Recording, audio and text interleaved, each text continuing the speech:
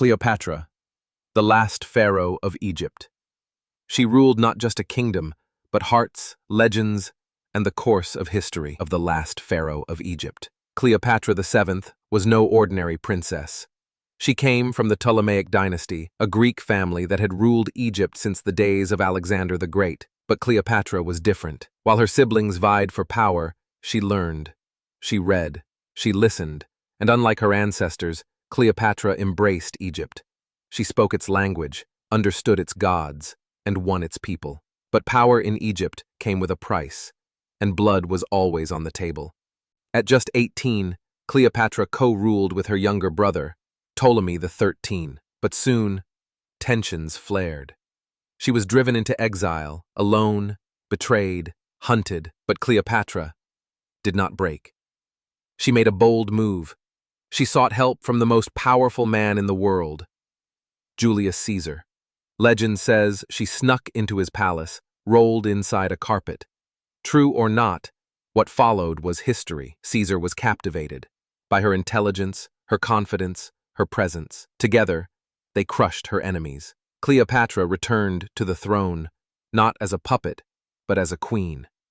She gave birth to Caesar's son, Caesarion, and envisioned an empire reborn. But Rome is not easily tamed, and Caesar had his enemies too.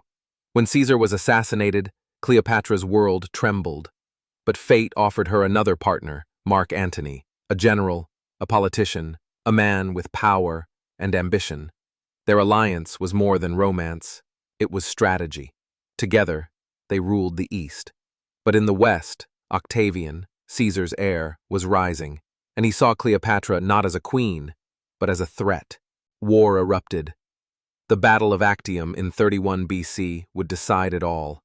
Cleopatra and Antony's forces were outmaneuvered, defeated. Rome had won. Antony fell on his sword.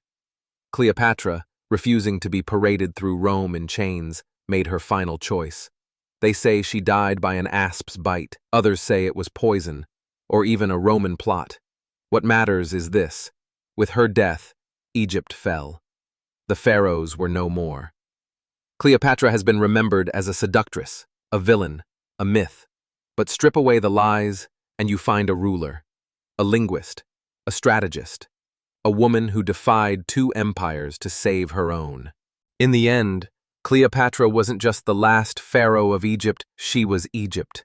Centuries later, her legend still lives, not because of the men she loved, but because of the world she dared to challenge. This was Cleopatra.